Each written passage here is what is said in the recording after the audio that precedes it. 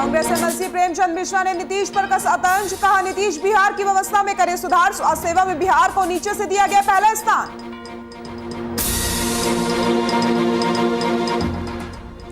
पटना में मद्य निषेध विभाग को मिली बड़ी सफलता, ट्रक भर शराब की गई जब्त, चालक और खलासी को किया गया गिरफ्तार।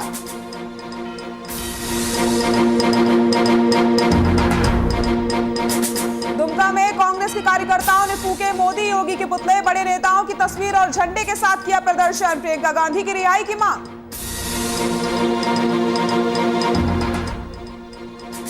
और दुमका में दुर्गा पूजा मनाने को लेकर बैठक, कोरोना गाइडलाइंस के अनुसार ही मनाएंगे दुर्गा पूजा। पूजा पंडाल में 18 साल से कम उम्र के बच्चों के प्रवेश पर लगी रोक। नमस्कार, बुलेटिन में आप सभी का स्वागत है। मैं हूं आपके साथ सृष्टि शुक्ला। रुक करते हैं खबरों का। नीति आयोग ने हाल ही में स्वास्थ्य सेवा को लेकर के एक रिपोर्ट जारी की है, जिसमें बिहार को नीचे से पहला स्थान दिया गया है। वहीं मीडिया के सवाल के जवाब देते हुए सीएम नीतीश कुमार ने कहा कि नीति आयोग के कार्य करने का तरीका सही नहीं है, देश के सभी राज्यों को मापने का एक आधार नहीं होना चाहिए। इधर कांग्रेस नेता सह विधान पार्षद एमएलसी प्रेमचंद मिश्रा ने इस मुद्दे पर कहा कि सीएम नीतीश कुमार की आपत्ति गलत है। मुख्यमंत्री के बयान से पता चलता है कि 16 साल में बिहार का विकास कितना हुआ है।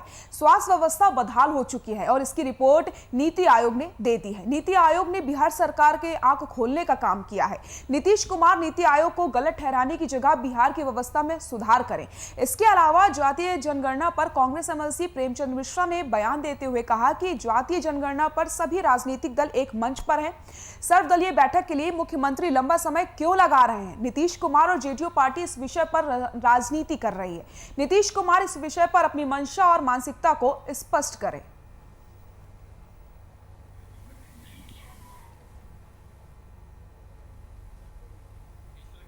आश्चर्य लगता है कि 16 साल से मुख्यमंत्री रहने के बाद मुख्यमंत्री को यह कहना पड़ रहा है कि बिहार एक गरीब राज्य है, विकसित राज्य नहीं है। अनफॉर्चुनेट पार्ट ये है, अगर आप वित्तीय एलोकेशन देखें और जो बजट प्रावधान बिहार सरकार के होते हैं, 2 लाख करोड़ से ऊपर का बजट है। तब भी अगर बिहार गरीब राज्य है, बिहार में विकास की ज़रूरत है, बिहार में स्पेशल स्टेटस की ज़रूरत है, ये तमाम तरह की बातें अगर मुख्यमंत्री खुद कहते हैं, ये समझने को पर्याप्त है कि इन 16 वर्षों में उन्होंने बिहार का कोई डेवलपमेंट नहीं किया। तो मैं समझता हूँ इस तरह की बातों को कहने के बजाय उन्हें समीक्षा करनी चाहिए कि मैकेनिज्म में कहाँ कमी है, उनके शासन का जो मैकेनिज्म है उस पर कहाँ कमी है। अगर उनके ही नीति आयोग को इस तरह का अध्ययन रिपोर्ट क्यों जारी करना पड़ा बिहार में, जो कि एक सच्चाई है कि 1 लाख की आबादी पर अगर आपके अस्पतालों में से 6 बेड हैं, तो देश के अन्य राज्यों की तुलना में सबसे कम है। यह एक सच्चाई है। हमारे यहाँ वेंटिलेटर अगर है उसको चलाने वाला टेक्नीशियन नहीं है, ये एक सच्चाई है। ऑक्सीजन की मारामारी हमने देखा ही कोरोना के दूसरे लहर में किस तरह से हो गया था। एम्बुलेंस नहीं है, हज़ारों डॉक्टरों के पद खाली हैं, नर्सिंग स्टाफ के हज़ारों पोस्ट खाली हैं, पैरामेडिकल स्टाफ खाली है। तो अगर नीति आयोग ने इन चीज़ों का उल्लेख किया है, इसको सुधारने की आवश्यकता है, नीति आयोग को गलत ठहराने की आवश्यकता नहीं है। जातीय जनगणना पर जिस तरह से बिहार के सभी राजनीतिक दल एक मंच पर है और कहा कि जातीय जनगणना होना चाहिए, केंद्र ने ठुकरा दिया। अब सर्वदलीय बैठक के लिए इतना लंबा समय का गैप क्यों कर रहे हैं? कहीं न कहीं कमिटमेंट की कमी है। इससे कांग्रेस का मानना है जेडीयू पार्टी और नीतीश जी इस मुद्दे पर भी राजनीति कर रहे हैं। टाइम टेकिंग क्यों, इतना टाइम को किल क्यों कर रहे हैं? इमीडिएट मीटिंग बुलाइए।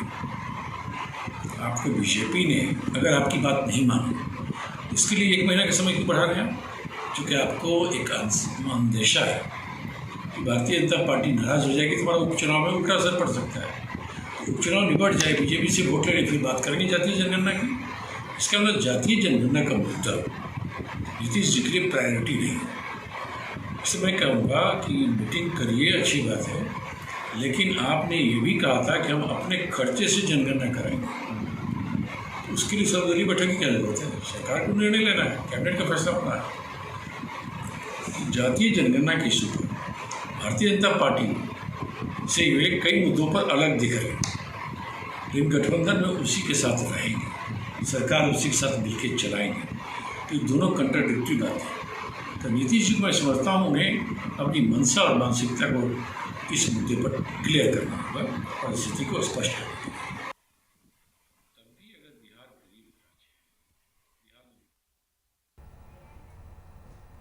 लखीमपुर खीरी में केंद्रीय गृह राज्य मंत्री अजय मिश्रा के बेटे आशीष मिश्रा ने योगी सरकार की ठोको नीति का अनुसरण करते हुए शांतिपूर्ण विरोध प्रदर्शन कर रहे निहत्थे किसानों पर अपनी गाड़ी चढ़ाकर 4 किसानों को कुचल डाला और दर्जनों किसानों को बुरी तरीके से घायल कर दिया। पीड़ित किसान परिवारों से मिलने जा रही कांग्रेस महासचिव प्रियंका गांधी को सुबह यूपी पुलिस ने हिरासत में ले लिया था।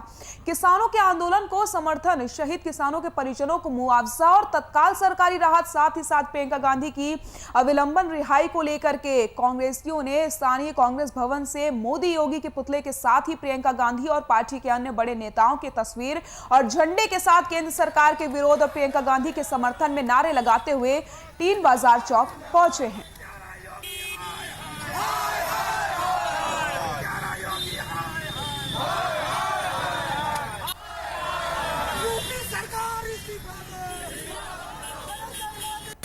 निर्मम हत्या के बाद हमारी नेता प्रियंका गांधी जी जब उनके परिजनों से मिलने जा रही थी तब वहाँ के पुलिस ने उनको रोका और गलत तरीके से रोका। यह सरकार किसानों की आवाज तो दबा रही है।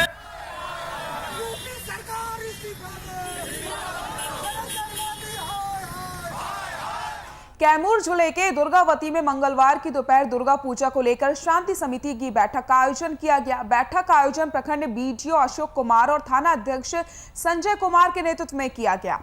बैठक के दौरान अलग अलग पंचायतों के नवनिर्वाचित मुखिया और पुराने मुखिया, जनप्रतिनिधि, समाज सेवी के साथ दुर्गा पूजा समिति के लोग भी शामिल हुए। आपको बताते चलें, बैठक संपन्न होने के बाद प्रखंड बीडीओ अशोक कुमार ने जानकारी देते हुए बताया कि थाना परिसर में शांति समिति की बैठक की गई है। इस बैठक का मुख्य उद्देश्य यही रहा कि क्षेत्र में दुर्गा पूजा पर्व को शांति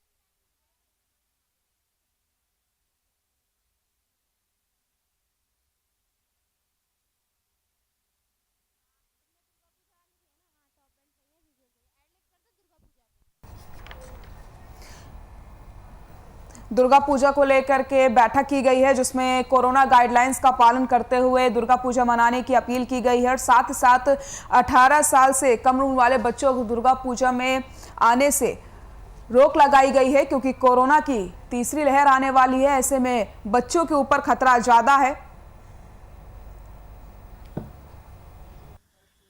मुफस्सिल थाना क्षेत्र में 4 लाइसेंसी पूजा समिति है और सरकार ने इस बार दुर्गा पूजा को मनाने के लिए एक SOP जारी किया है और कोरोना के तीसरी वेव को देखते हुए इसमें यह कहा गया है कि मूर्तियों की साइज जो है 5 फीट से अधिक नहीं होना चाहिए।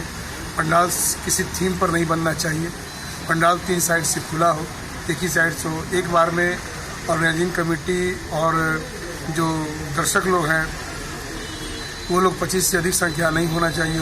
दुर्गा पूजा के शुभ अवसर पर जो गाइडलाइन सरकार के द्वारा जारी की गई है, इसका पालन सिर्फ प्रशासन को कराना ही नहीं है, बल्कि जो पब्लिक्स हैं, सभी गार्जियन, उनके जो बच्चे हैं, सभी को पालन करना है।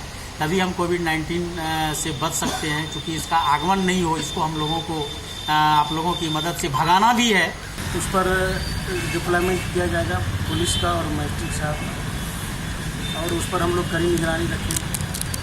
क्षेत्र में किसी तरह की कोई घटना नहीं घटे।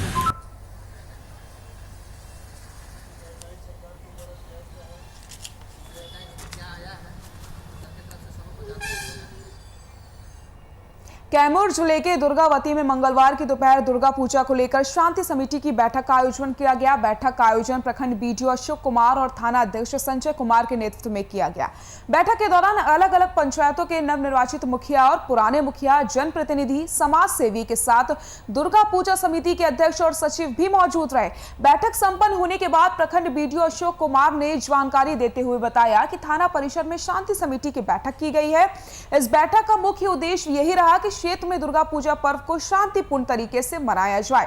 पूजा पंडालों में सैनिटाइजर का प्रयोग करना है।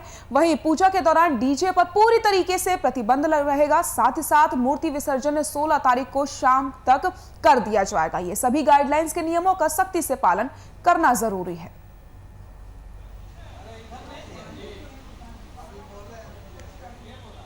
स्पष्ट रूप से निर्देश दिया गया है कि सभी पूजा समिति का अध्यक्ष सैनिटाइजर रखेंगे, मास्क का प्रयोग करेंगे, डीजे प्रोहिबिटेड रहेगा। ये सब चीज स्पष्ट रूप से बैठक में बता दी गई है।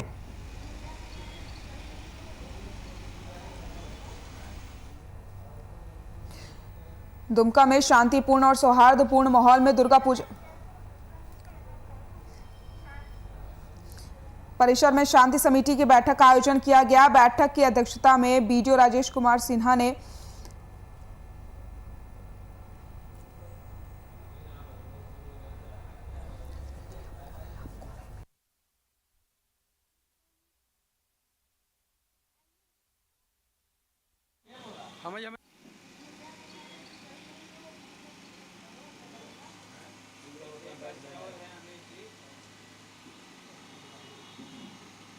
देख सकते हैं जिस तरीके से मीटिंग का आयोजन किया गया, जिसमें कोरोना गाइडलाइंस का पालन करने के निर्देश भी दिए गए हैं ताकि कोरोना की तीसरी लहर लोगों को परेशान ना कर पाए, क्योंकि तीसरी लहर आने वाली है। ऐसे में बच्चे किस तरीके से अपना ख्याल रख सकते हो, दुर्गा पूजा में क्या कुछ करना है, क्या कुछ नहीं करना है, कोरोना के हर एक गाइडलाइंस का पालन करने के यहाँ पर दिशा निर्देश दिए गए हैं।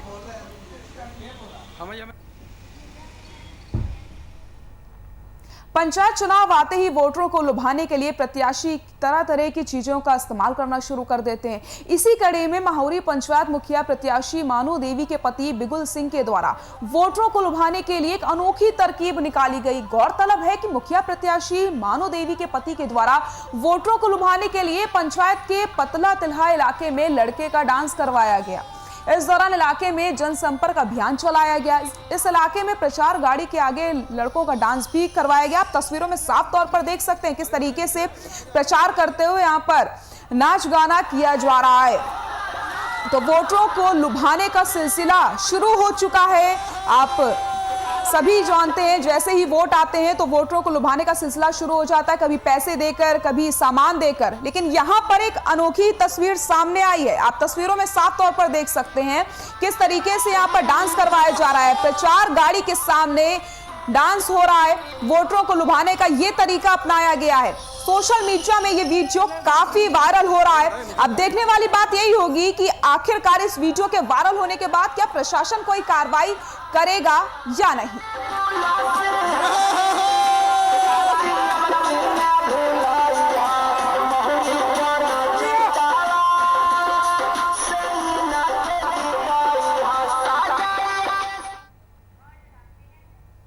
गांव में एम्बुलेंस नहीं पहुंचने के कारण प्रसव के लिए अस्पताल ले जाने के लिए गर्भवती महिला को 2 किलोमीटर तक खाट पर ले जाना पड़ा। यह घटना दुमका जिले के शिकारीपाड़ा प्रखंड के अमरपानी गांव की है। आपको बताते चलें कि रविवार सुबह करीब 10 बजे प्रसव पीड़ा से जूझ रही महिला को अस्पताल ले जाने के लिए उसके पति धोनेसोल टूडू ने एम्बुलेंस मंगाने के लिए टोल फ्री नंबर 108 पर फोन किया, तो आगे का रास्ता खराब होने का हवाला देकर के एम्बुलेंस चालक ने आगे जाने से इनकार कर दिया और एम्बुलेंस हल्दी पहाड़ी में आकर रुक गई। वहां से अमरपानी की दूरी 2 किलोमीटर है। सड़क खस्ता हाल होने की वजह से एम्बुलेंस वहां नहीं पहुंच सकी, जिससे गर्भवती महिला को गांव के 4-5 लोग किसी तरीके से चारपाई पर रखकर पैदल 2 किलोमीटर तक हल्दी पहाड़ी लाए, जिसके बाद एम्बुलेंस गर्भवती को शिकारीपाड़ा CHC लाई। आप तस्वीरों में साफ तौर पर देख सकते हैं, जहां एक तरफ विकास के दावे किए जाते हैं, वहां पर ऐसी तस्वीरें आती हैं। दुर्भाग्य है इस प्रशासन का, जहां प्रशासन की तरफ से कोई कार्रवाई नहीं की जाती। सड़क खस्ता हाल है, जिसकी वजह से गाड़ी यहां नहीं आ पाती और एक महिला को जो प्रसव पीड़ा से पीड़ित है उसे खाट में ले जाना पड़ता है हॉस्पिटल। इस तरीके की जब तस्वीरें सामने आती हैं, शर्म आनी चाहिए ऐसे प्रशासन को, शर्म आनी चाहिए ऐसी सुविधाओं को, जो लगातार लाख लाख दावे तो किए जाते हैं, लेकिन हकीकत इन तस्वीरों में आप साफ तौर पर देख सकते हैं। क्या यही विकास है जहां पर एम्बुलेंस नहीं जा सकती है?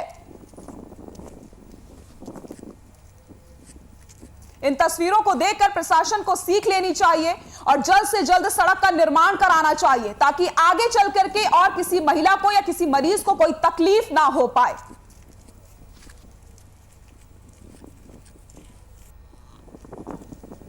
अमर पानी में कोई प्रेग्नेंट महिला थी, असंयोग से या जो भी कारण रहा हो 108 को खबर दिया गया था, लेकिन नहीं गया। कोई कारण तय तो हमको जानकारी नहीं है, लेकिन जानना चाहिए जब 108 इस क्षेत्र के लिए, पूरे राज्य के लिए, पूरे देश के अंतर्गत में चलता है कि वैसे पेशेंट जो मैंने नहीं आ सकते, कोई ऐसा गाड़ी घोड़ा वैसा नहीं हो, तो इसी के लिए व्यवस्था होता है, तुरंत 108 को फोन कीजिए।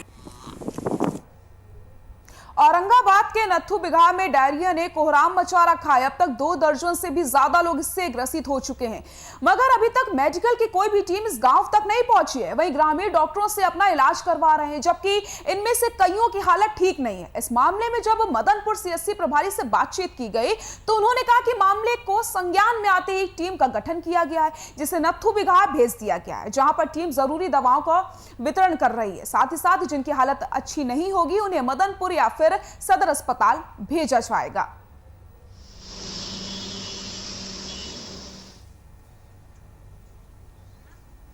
गांव में मेडिकल की टीम तो कोई नहीं पहुंचा है, मगर हुआ जहाँ हॉस्पिटल में थे तहाँ पर पहुंचे हैं, दवा आदमी के दिए हैं। तो यहाँ से 2500 लोग होंगे, बस छोटा बड़ा लेके 2500 लोग होंगे। जैसे ही हमको सूचना मिली, हमारा डिपार्टमेंट का हमारे डिपार्टमेंट की ओर से टीम का गठन किया गया, जिसमें डॉक्टर फैजान और एक आशा फैसिलिटेटर और आशा टीम के मेंबर हैं।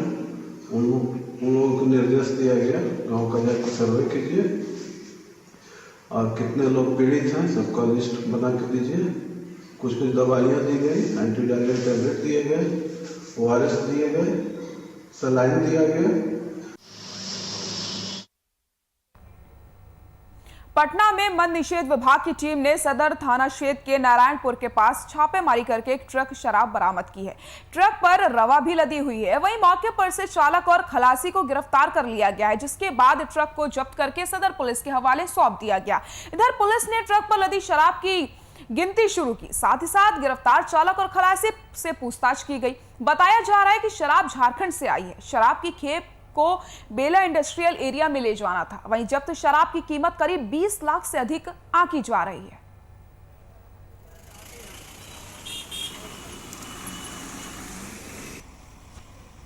हाँ, ये अभी तो हम लोग एक ट्रक आई है मद्य निषेध पटना के सूचना पर जो है, और अभी ट्रक आई है, सूजी है, नीचे शराब है, काउंटिंग की जा रही है निकाल के।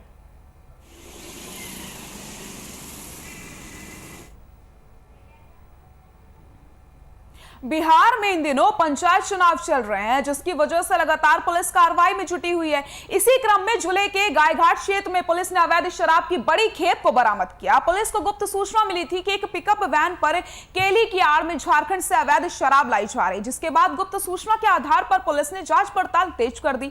इसी जांच के दौरान पिकअप वैन के साथ साथ एक लग्जरी वाहन से शराब को एक्सकॉर्ट कर रहे 7 शराब माफियाओं को भी धर दबोचा गया। वहीं पूछताछ में पुलिस को माफियाओं ने बताया कि सभी का अड्डा जिला सिंडिकेट है, जहां जो झारखंड से शराब उठाकर बिहार के अलग अलग जिलों में पहुंचाते हैं।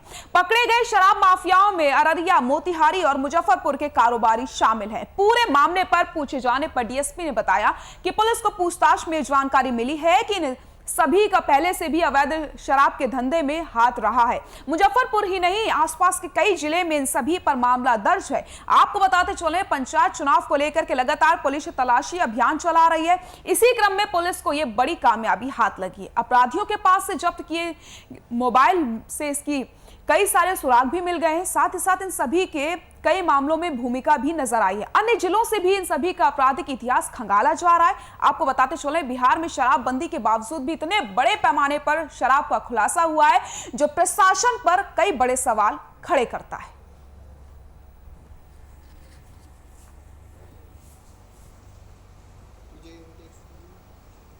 अध्यक्ष गायघाट के साथ ही एलटीएफ टीम के सहयोग से रेड किया गया। इस रेड में एक पिकअप वैन जो केला के अतिरिक्त जिसमें शराब लोडेड था, उसको जब उसकी जांच की गई तो उसमें शराब पाया गया। कुल मिलाकर 781.500 लीटर शराब बरामद हुआ है।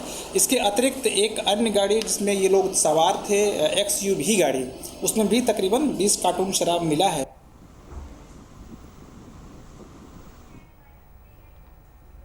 असरगंज थाना क्षेत्र के पंसाय गांव में भारी मात्रा में विदेशी शराब बरामद की गई, जिसमें एक टेम्पो, 2 मोबाइल समेत 3 आरोपियों को गिरफ्तार करके मुंगेर जेल भेज दिया गया। वहीं ऑटो में से 375 ml की 177 बोतलों को पुलिस ने जब्त कर लिया है। जानकारी के अनुसार पुलिस को सूचना मिली थी कि असरगंज में 20 अक्टूबर को होने वाले पंचायत चुनाव के मद्देनजर शराब माफिया अभी से शराब का स्टॉक तैयार कर रहे हैं, जिसके बाद पुलिस ने कार्रवाई करते हुए भारी मात्रा में शराब के साथ तस्करों को धर दबोचा है।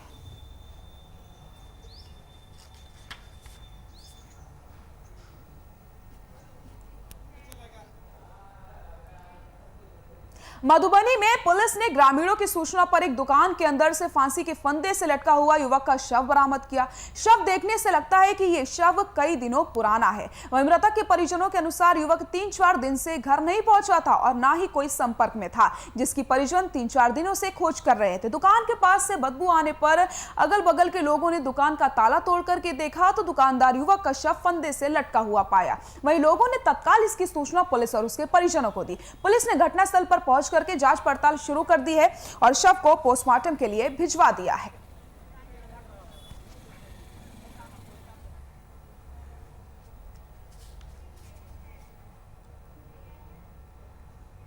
बक्सर में पैक्स अध्यक्ष और कांग्रेसी नेता के बेटे का अपहरण मामला अब हत्या की वारदात में तब्दील हो चुका है। पुलिस ने शनिवार की शाम गायब युवक का शव बरामद कर लिया है। साथ ही साथ उसके द्वारा इस्तेमाल में लाई जा रही बाइक को भी बरामद कर लिया गया है। मामले में पुलिस ने त्वरित कार्रवाई करते हुए 2 महिलाओं के साथ 4 लोगों को गिरफ्तार किया, जिन्होंने हत्या में शामिल होने की बात मानी है। उधर पुलिस ने शव को कब्जे में लेकर पोस्टमार्टम के लिए भिजवा दिया है, जहां मृतक के परिजनों से मिलने के लिए सदर विधायक संजय कुमार तिवारी और कांग्रेस के जिला उपाध्यक्ष बजरंगी मिश्रा गए और मृतक के परिवार वालों को सांत्वना दी है।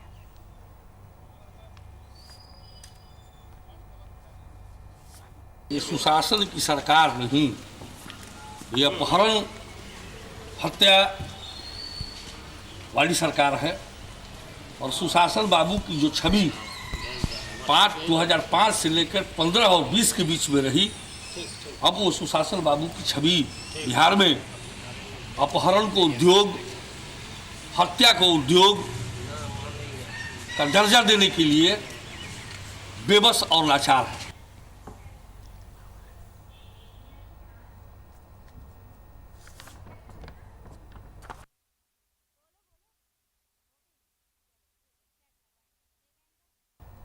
बुलेटिन में फिलहाल के लिए इतना ही। नमस्कार।